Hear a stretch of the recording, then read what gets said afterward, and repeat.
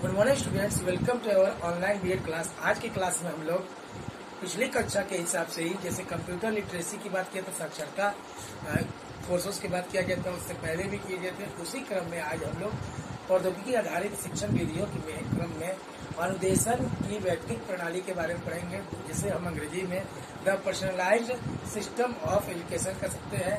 अनुदेशन की वैयक्तिक प्रणाली अथवा केलर प्लान का एक वैयक्तिक शिक्षण की विधि है। इसका प्रारंभिक विकास 1960 के प्रारंभ में फ्रेड एस केलर नामक मनोवैज्ञानिक द्वारा महाविद्यालय स्तर अनुदेशन के लिए किया गया था। व्यक्तिगत अनुदेशन में छात्र को अपनी सामर्थ्य तक विकसित होने की संभावित क्षमता होती है। इस प्रविधि में शिक्षक एवं छात्र 1:1 में कार्य कर सकता है। इसमें यह स्पष्ट होता है कि पाठ्यक्रम एवं अनुदेशन छात्र की आवश्यकता अनुसार विकसित किया जाता है। व्यक्तिगत अनुदेशन से छात्र एक इकाई के में पूर्व अपेक्षित प्रवीणता अर्जित करता है। उसके पश्चात वह दूसरी इकाई प्रारंभ करता है। छात्रों की आवश्यकता अनुसार समय दिया जाता है, जिससे अनुदेशन उद्देश्य का स्वामित्व प्राप्त किया जा सकता है। इस प्रविधि या विधि में छात्रों को पाठ्यक्रम अपनी गति से सीखने का अवसर दिया जाता है, ताकि वे अनुदेशन उद्देश्यों पर अपना अधिकार प्राप्त कर सके। पीएसआई को अभिक्रमित अधिगम के सदृश माना गया है तथा यह अनुदेशन प्रबंधन के समान सिद्धांत दर्शाता है।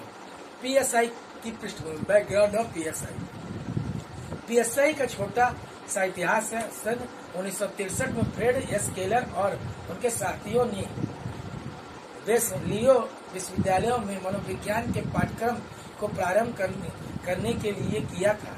सन 1964 में फ्रेड एस केलर ने प्रथम पीएसआई कोर्स प्रारंभ किया। इसी वर्ष केलर ने इस विधि का प्रथम औपचारिक वर्णन उनके उत्कृष्ट शोध पत्र गुड बाय टीचर में प्रस्तुत किया। केलर प्लान एक प्रयोग है जो व्यक्तिगत अनुदेशन का भाग है।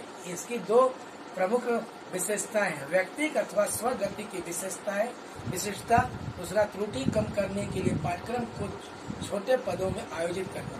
पीएसआई को अमेरिका के अनेक महाविद्यालयों में व्यक्तिगत अनुदेशन विधि के रूप में प्रयोग में लाया गया। इस विधि में विषय वस्तु को अनुदेशन इकाइयों में विभाजित किया जाता है, जिसे उद्देश्य समूह में विभाजित किया जाता है। प्रत्येक उद्देश्य विशिष्ट व्यवहार का वर्णन करता है, जिसे छात्र अर्जित करता है। समय समय पर परीक्षा आयोजित की जाती है तथा प्रथम इकाई पर अधिकार करने के पश्चात दूसरी इकाई प्रारंभ करता है। पीएसआई के 5 निम्नलिखित भेद है: पहला स्वामित्व अधिगम, दूसरा स्वगति, तीसरा लिखित शब्द पर बल, चौथा छात्र रक्षक, पांचवा छात्र को अभिप्रेरित करने के लिए भाषण। इन भाषणों का प्रयोग आवश्यक ज्ञान के लिए नहीं होता। शर्मान और रस्किन ने उपयुक्त ढंग से प्रभावी अनुदेशन के 3 कसौटी बिंदु बताए। पहला, छात्र के वर्तमान ज्ञान और कौशल के अनुसार सूचना सामग्री कृत तथा समस्या प्रस्तुत करना। दूसरा, प्रस्तुत सूचना के बोध का नियंत्रण प्रशिक्षण करना। तीसरा, तुरंत प्रतिपुष्टि अथवा छात्रों के पर्याप्त उत्तर की पुष्टि करना।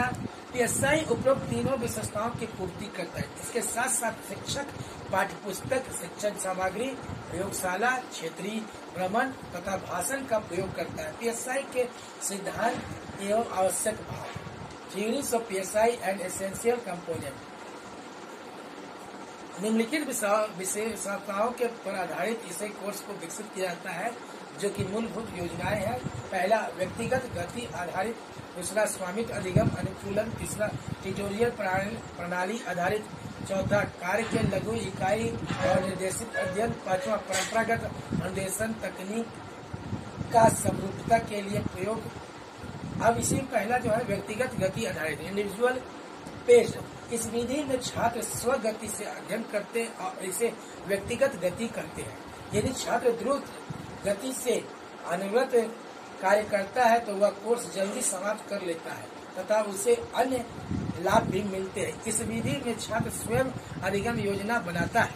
दूसरा, स्वामित्व अधिगम अनुकूलन, मास्टरी लर्निंग ओरिएंटेड। इस विधि में छात्र एक इकाई पर मास्टरी प्राप्त करने पर आगामी इकाई प्रारंभ कर सकता है। इस क्रिया से अनुदेशन में गुणवत्ता आती है, किंतु असफलता का कोई दंड नहीं दिया जाता है।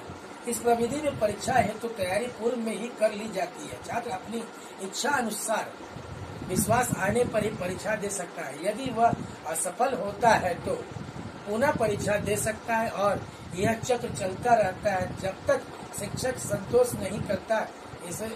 इसमें कसौटी स्तर 80% से 90% का सही उत्तर है। ट्यूटोरियल प्रणाली आधारित, that means tutorial process method या कह सकते हैं सिस्टम। वरिष्ठ छात्र नवीन छात्रों को समस्या समझने अथवा बोध के लिए सहायता करते हुए लुप्त बिंदुओं को ढूंढने में भी सहायता करते हैं, किंतु उनका मुख्य योगदान नवीन छात्रों को प्रोत्साहित करना है। सहायता करने वाले व्यक्ति प्रॉक्टर कहलाता है और कोर्स में व्यक्ति बताता है। कार्य की लघु इकाई और निर्देशित अध्ययन, small unit of work and guided study.